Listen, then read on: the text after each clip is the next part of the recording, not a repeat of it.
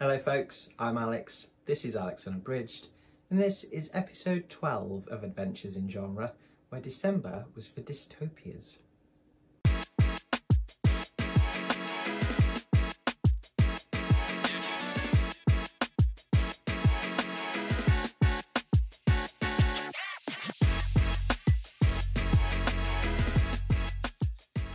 So welcome back to the channel if that is the case. Yes, the 12th and final episode of Adventures in Genre.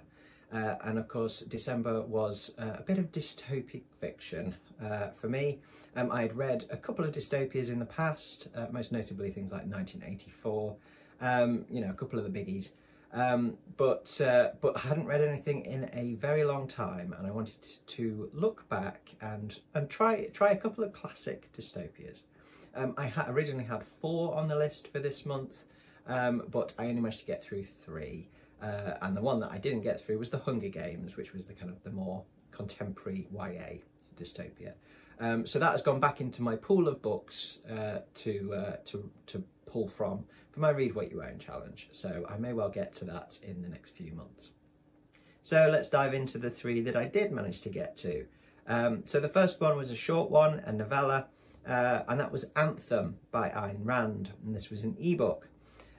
So in this we follow our protagonist, Equality 7-2521, who is a member of a society that is very much organised around the collective, with the concept of individuality being completely eradicated. Everybody lives in a huge city where every part of their lives is controlled and regulated by a council. Men and women are segregated, everybody works in collective groups, nobody has knowledge of their their original names, families. Everyone has names like Equality 7-2521, or like International 4-8818 is another character. They have names like Solidarity and then a number, or Collective and then a number, all words to do with this idea of collectivism. The pronoun I is completely outlawed. The use of this word is punishable by death. Each member of the collective refers to themselves as we for the single person, which takes a little bit to get into in terms of the way the book's written, because it is written from the perspective of, you know, it's kind of first person, but of course there is no I. So yeah, it takes a little while to kind of get your head into how that looks and reads on the page. But it's quite interesting actually. It's quite an interesting experiment reading it. So yeah, it's also an extremely technologically backwards society. It's kind of a new dark age, if you will. There's no electricity. Everything's done by candlelight. There's no kind of relationships, certainly not no love, because to love one person would be to raise them above everyone else in the collective. So Equality 7-2521 is a street sweeper, and he throughout the course of the novella we follow his discoveries of bits of the old world, bits of old technology, his own solitude which he enjoys, and yeah, we follow his own realisation of his own individualism, and then his subsequent rebellion against the state and against this collective society. So yeah, this one was an interesting one. I've given this 2.5 stars. And it's worth me mentioning on this that I came into this with a little bit of bias, I would say, in terms of I already knew a little bit about Ayn Rand's philosophy of objectivism through non-fiction work and documentaries. I've not read any of Rand's fiction before this, but I did know about objectivism. And let's just say I am absolutely not a subscriber to that philosophy. So I did come into this with a little bit of bias, and that will have made, I know that will have made a difference in terms of how I read the text. But, you know, to look at the sort of the general sort of elements of storycraft first. Writing wise, it was fine, is what I'd say. Though I think there were points at which Rand's writing was really quite eloquent. A lot of it, I think, was probably just a bit for me. And there were certain sections, certainly towards the end, where it just came across as bombastic and preachy, and I didn't like that. The world itself, the world building, the society that Rand came up with for this, I didn't find particularly believable.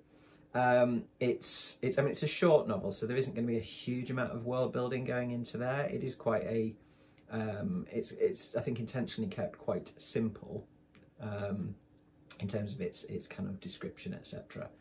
But I think it's the extreme nature of this society that I find less believable. It felt a little too far-fetched for me, a little too extreme to be believable.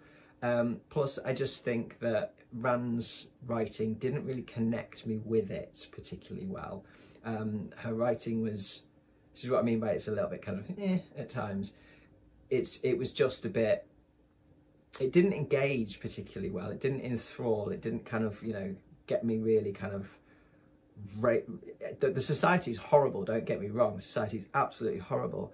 But it didn't kind of give me that kind of madness that a dystopic society should, really, for me.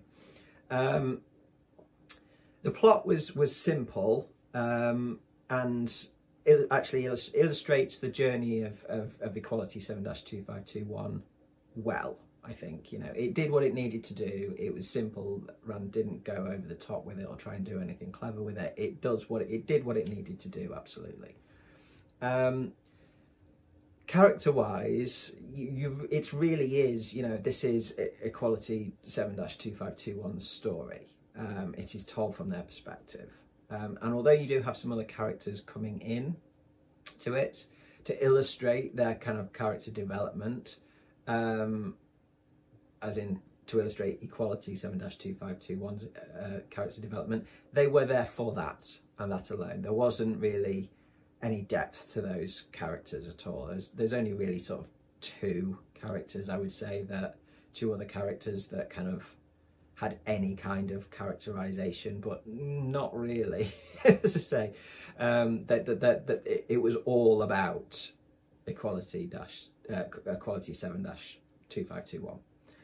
And unfortunately, I didn't like that character particularly. They came off, and certainly by the end of it, this is very, very true, and it kind of progressed. As it progressed through, it got worse and worse.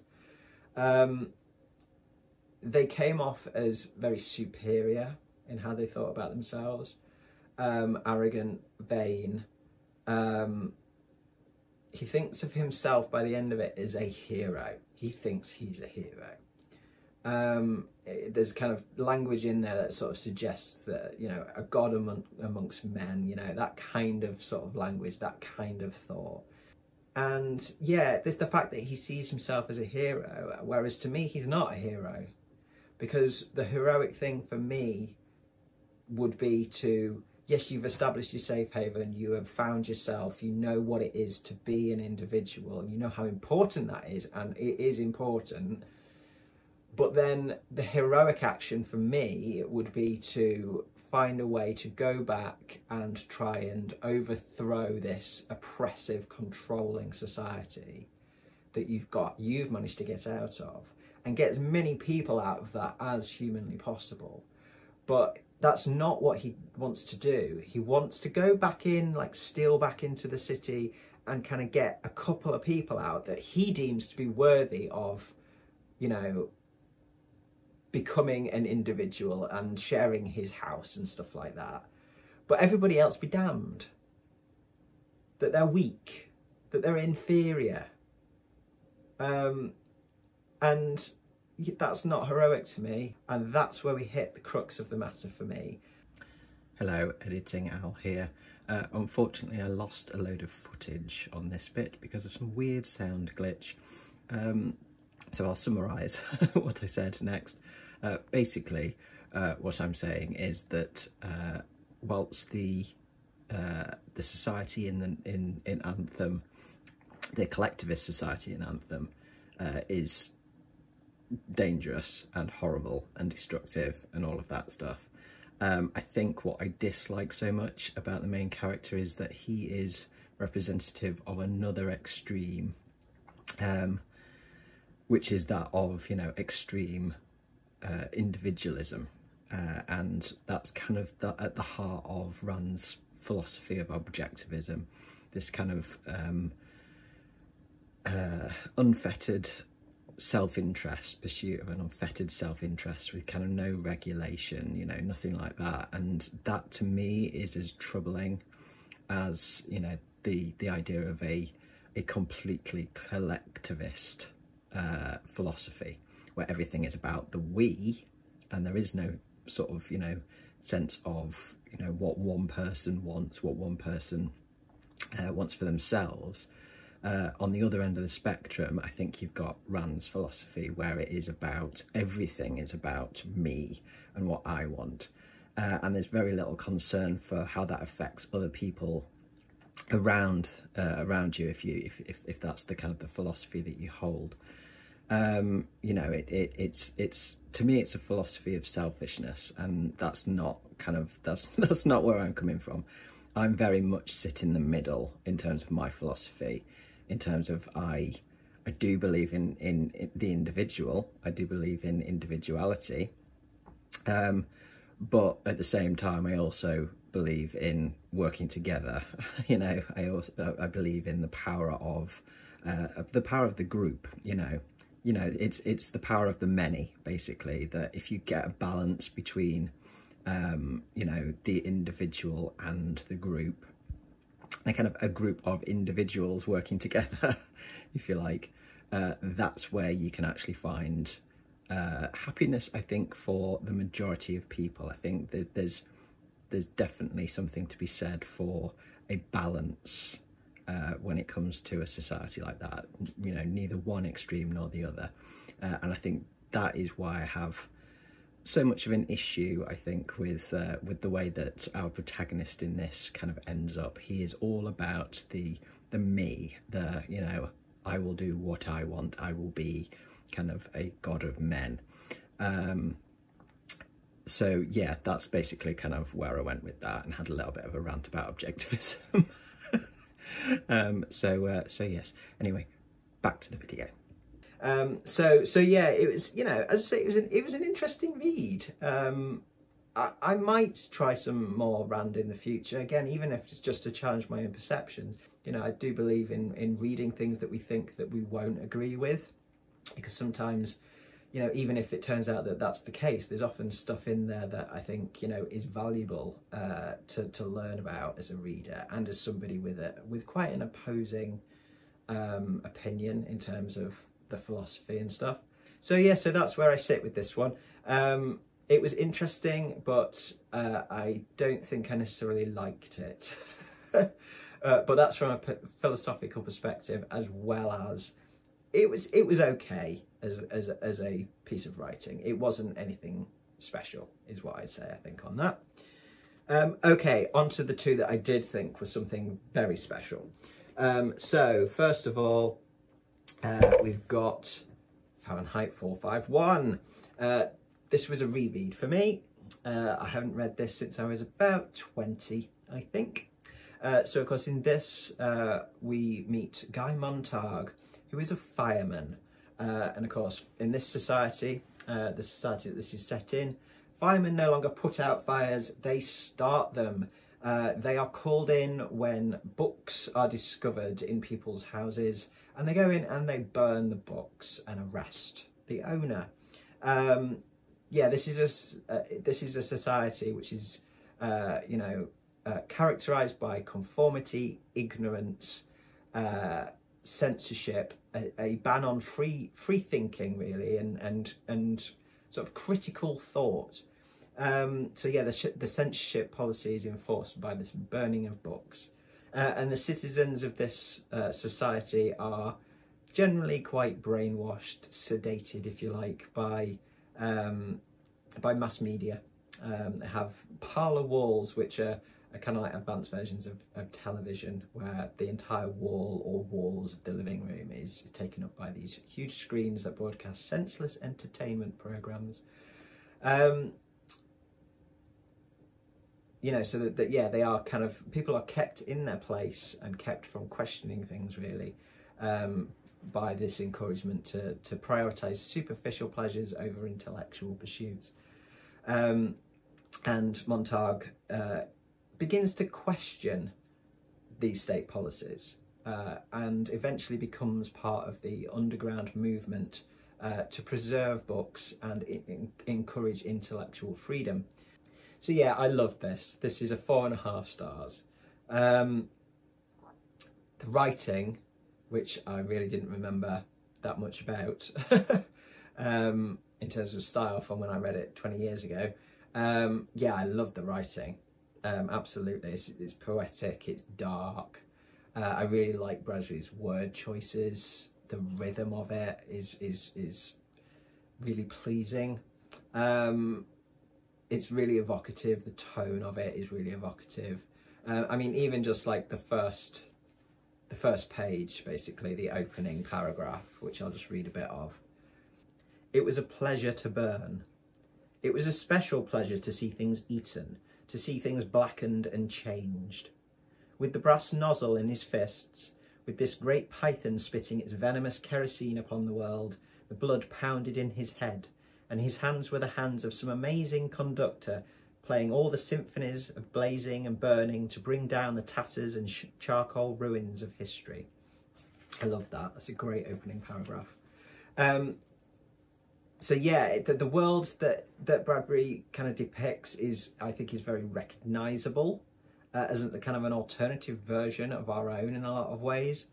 It didn't feel particularly, it felt quite timeless, even though it was written in what, the 50s, 53, 54, something like that. It felt quite timeless, and it felt, you know, it does feel quite prophetic. And that's always the, I think, you know, the mark of a good dystopia, that something goes on and it still feels really relevant to the world that we now live in. Like, for instance, the brainwashing of people through mass media. You know, the parlour walls, these television screens that have got so big they cover the entire wall. You know, the senseless entertainment, things like that.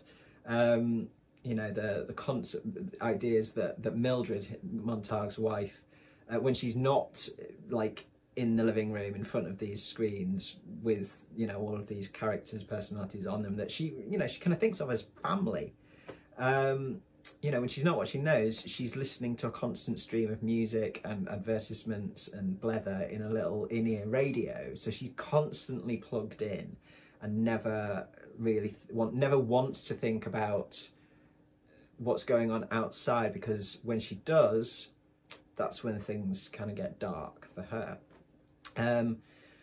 The use of technologies that, you know, both to kind of, you know, sedate and kind of quite subtly and nefariously control people, are also, you know, kind of sort of juxtaposed, I guess, with other technologies which are violent in how they subjugate people and kind of go after those that try and rebel. So you got the Hound, that is this kind of weird mechanical dog type, spider type thing that can track people's chemical signatures, and it has this weird like stinger with an injector that comes out and jabs people and either, you know, kind of paralyzes them, puts them to sleep or whatever, or kills them, I guess. The descriptions of the Hound in here were really quite chilling, I have to say. I really liked that concept. It's all, you know, characters wise, it's got, I mean, Montague is a great protagonist in terms of, he's very relatable, he's very believable, I think, in terms of his fear at his realisation that you know, this kind of urge to read the books, to gain the knowledge, to understand, to think for himself, to think critically. He's scared of that. He's really scared of that. Not just because he's a fireman and it's his job to go and burn the books, but just, you know, his fear of can he understand this? You know, is he good enough? Do you know what I mean? And what will happen to him if he's found out, and all that kind of stuff. His fear is quite believable, and how he reacts to other people around him, like Mildred, his wife, who he loves very much, but he's getting increasingly worried and frustrated about. So yeah, and Beatty, who's the fire chief, and essentially the kind of the main sort of, I would say, the main sort of human antagonist within this, he's really quite threatening, in a very, very low-key way, in a kind of, not at all in a violent way, but yeah, he's a very threatening presence, and he's very threatening because Beatty's dangerous in terms of he knows what was in the books. He's read the books kind of as so he uses them as a weapon in the argument against knowledge, against critical thinking. And he sends Montag's mind kind of spinning with this kind of approach, and kind of attacks him with he attacks him with words. In fact, I've got a little quote for that somewhere, where Beatty's been kind of throwing quotes and stuff at Montag. "Oh, you were scared silly," said Beatty, "for I was doing a terrible thing in using the very books you clung to rebut you on every hand, on every point. What traitors books can be. You think they're backing you up, and then they turn on you. Others can use them too, and there you are, lost in the middle of them all with a great welter of nouns and verbs and adjectives." Yeah, Beatty's a tricksy one, really tricksy, and yeah, really quite threatening. I found him really good antagonist. So yeah, this one, as I say, this one, I'm kind of not surprised that it didn't make such an impact on me when I was 20, because back then I was very much more of a conformist. Not kind of, you know, that I would espouse conformity and think that that was right, but more just that I questioned things a lot less. I questioned what I was told by authority figures a lot less. That's kind of how I was kind of conditioned, if you like, that, you know, if somebody in authority told me something, then it had to be right and I should do what they said. And in terms of the conformity, I was conforming because I knew I was trying to conform because I knew I was different and it was scary. But then in my early 20s, when I was about 23, 24, I met my best buddy Joe, who introduced me to a lot of rather rebellious thinkers, shall we say, himself included. Yeah, that I've changed a lot, shall we say, in terms of how I think about myself, about the world, etc., etc. And I now live by the kind of the Timothy Leary mantra, really, of think for yourself and question authority. You know, I believe that knowledge is power. I believe that wisdom is knowing when and how to use that power of knowledge. And that's something that comes through in here as well. This idea that, you know, knowledge is power. And that knowledge never dies as long as it's in one person's mind. That you can't destroy knowledge as easily as burning a book. It doesn't work like that. By the end of the book, where you get to where Montag's fled the city and has met up with some other outcasts, some other book lovers, shall we say, lovers of knowledge, Granger and the other outcasts, you know, they introduce him to this idea of kind of, you know, knowledge lives within us, and also that, you know, wisdom is to know when and how to use that knowledge, and that, you know, they choose their moment, they're choosing their moment carefully to kind of try and get as many people to listen to their message as possible, when, you know, when they're going to try and, you know, act against the state, etc. And this is the sort of dystopia where I finished it, you know, it was quite tense. It was, you know, it kind of, this society made me mad, but I finished it feeling quite emboldened, quite hopeful.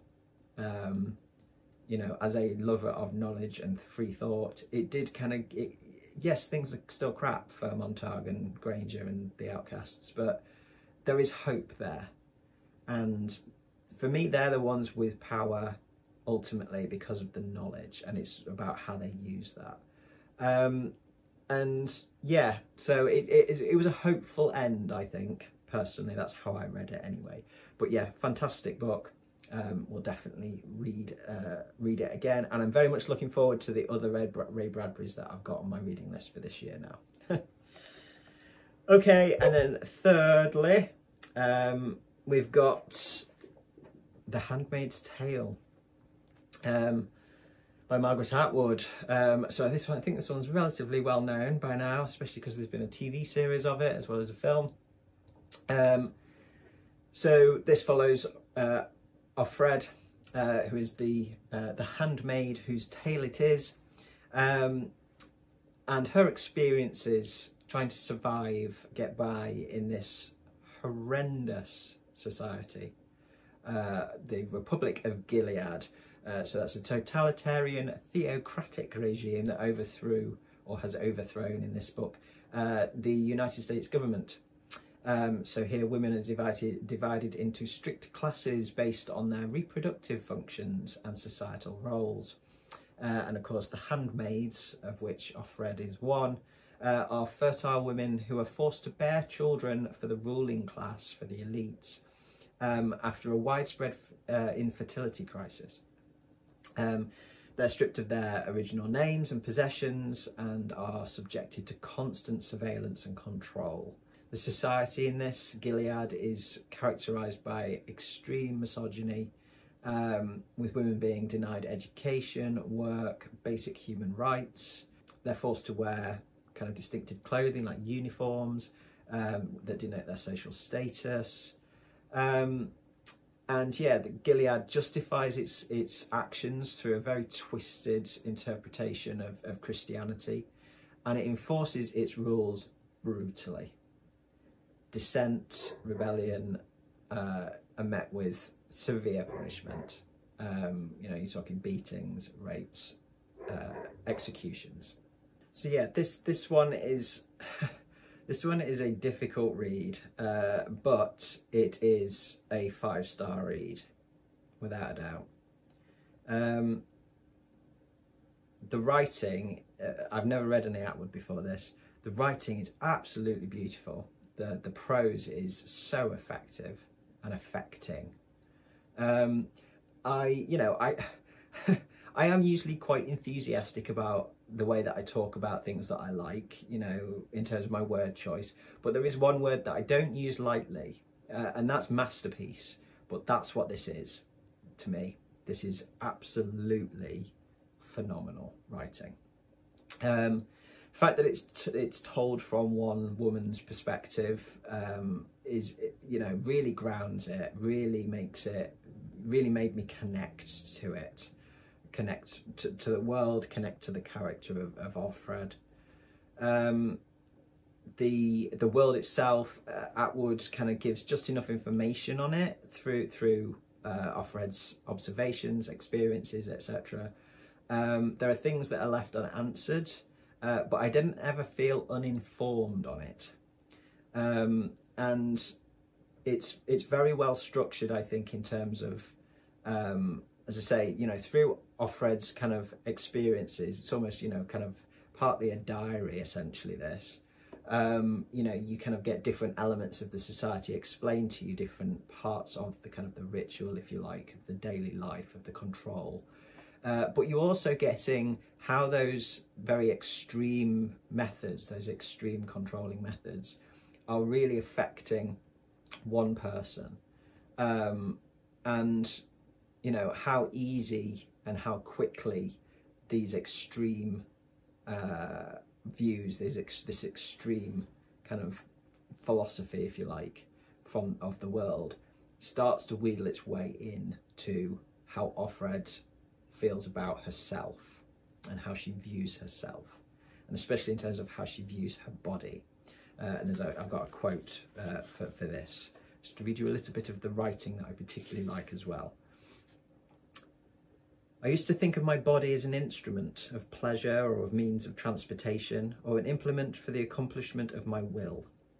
I could use it to run, push buttons of one sort or another, make things happen.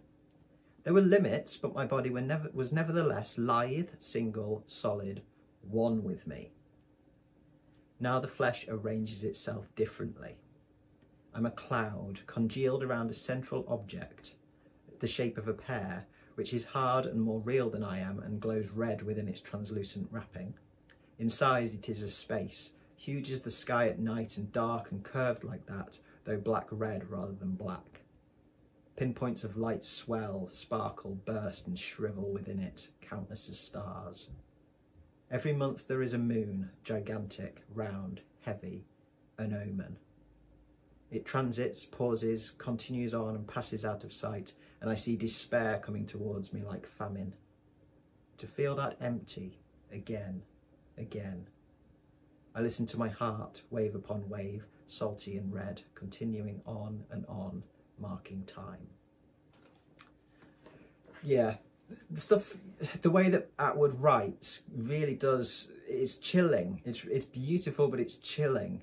It's also, she can be very funny, it can be very humorous. There are characters in there that are very humorous. Moira is a great character. You know, that all the characters, I would say, are extremely well drawn. They are all, even though we don't know all of their backstories, you do feel like you have a very clear idea of what they're like, even what they look like. You know, you can, it's a book where you can really visualize it very well, I think. And I haven't seen the TV series, so I don't have that kind of reference in my head particularly. I have the reference of like Elizabeth Moss in the Handmaid's costume because I've seen, you know, trailers and stuff. But I don't have kind of a vision of the world from another piece of media. But I found it very, very easy to kind of imagine this world. And that just makes it all the more scary as well. You know, I think it has a very interesting and ambiguous ending. It's very, this terrified me. This absolutely terrified me. Where, you know, where Fahrenheit 451 left me kind of hopeful and emboldened by the end of it. This kind of, it did a little bit, because you're hoping that she's managing to get out, but it's also just the idea of this world is so terrifying to me that this was a very, very difficult read. Because whilst, yes, the world of Fahrenheit 451 is scary, and this idea of this censorship of critical thinking, knowledge, etc. You know, the control on the mind is scary. The thing that I think truly terrifies me is when you get that, as well as, and with this predominantly so, the idea of the loss of body autonomy. That really does, that's kind of a worst nightmare, I think, for me. To reduce anyone to their body's reproductive capability, like in this, is absolutely horrific. As is like the imposition of extreme religious values or any kind of values on a population. That's really scary. And it's even more so because I think, you know, looking at the way that certain things have gone in the world, in our world, in the past few years, you know, especially in the States, you know, the attack on body autonomy, on abortion rights, things like that, it makes it even more scary. Again, you've got that word prophetic coming in. Yeah, absolutely stunning book, really stunning book. I I felt very anxious reading it. As I say, it was a very difficult read. I spent most of it with like a knot in my chest, and it's permeated into my daily thought. And it should do that. But I'm going to have to take a little bit of time to recover from this one, I think. But then I'm absolutely going to read the Testaments. We do have it on our bookshelf downstairs. It is on the joint bookshelf for me and my wife. But seeing as it is in the house and on the joint bookshelf, I'm going to count it as part of the possibilities for my Read What You Own challenge. And if I fancy reading it in the next few months, whilst this is fresh in my mind, then I may well do so. And then I may talk about this further. If I do that, when I've read the Testaments, whenever it is, I may talk about the 2 books separately in a video, because there's even more that I want to say and talk about with this. It is just absolutely outstanding book. I didn't make this eligible for my top 10 books of 2023 because I read it right at the end of December. And I don't want recency bias to be a thing when I do my top 10 books. But this is going to be eligible for my next, for the next top 10 at the end of 2024. And, it stands a fair chance, I would say. Yeah, absolutely incredible book. And as I say, I'll talk about it more probably when I've read the Testaments, and I'll do a little package, package them up and do a video on both of them together. But I will absolutely be looking out what other books Margaret Atwood has written. I really love her writing style. I think she's a bit of a genius. And so if anybody knows more Margaret Atwood, please do suggest others that you particularly like. I know this is probably the one that a lot of people know and is a favourite, but if there are particular others that you enjoy, particularly as you think I might enjoy, then please drop them in the comments below. I would definitely like some advice on that. So yes, so there we go, The Handmaid's Tale. So those were the last 3 of Adventures in Genre then. A very interesting month, I have to say, a very thought-provoking month, and certainly dystopias are something that I will get back to, at the right time. I can't read these often, especially if they're the dark ones like Handmaid's Tale, because they take a lot out of me. And the ones that I've read are very accessible in terms of language and philosophy and stuff like that. I don't have a problem understanding them or anything like that. They're not taxing on the brain in that way, but they're taxing on the soul. They're taxing in terms of emotionally. They make me, they're very thought-provoking, but they do make me ruminate a little bit too much, perhaps. They do make me kind of go into a game of what if, and the thought of, as I say, the thought of some of these societies, and actually even just a part of elements of these societies actually popping up in our world scares the crap out of me. So do you know what I mean? That they take, as I say, that they take a lot out of me. So I will have to spread out the dystopia reading. But I do want to go back and certainly read some of the other classic dystopias, and then have a little look at some contemporary ones further down the line, I should think. So I will leave it there for today. Thank you very much for watching, folks, as always, both for this video and for any of the other Adventures in Genre episodes that you might have tuned in for. I've really enjoyed doing this series, and I hope you have enjoyed watching my progress as I try a lot of new stuff for me. I will have a bonus video out tomorrow where I'll be doing a little bit of a roundup for the whole project, a little bit of a retrospective, and ranking ranking the genres that I've read from my most to least favourite, although there wasn't any that I absolutely hated, so that's a good thing. But yes, if you're interested to see what my verdict is after my year of Adventures in Genre, then do tune into that tomorrow. If you enjoyed this video, please do consider giving me a like and subscribing if you're not already, for more bookish ramblings coming very soon. But from me, for now, that's ta-ra.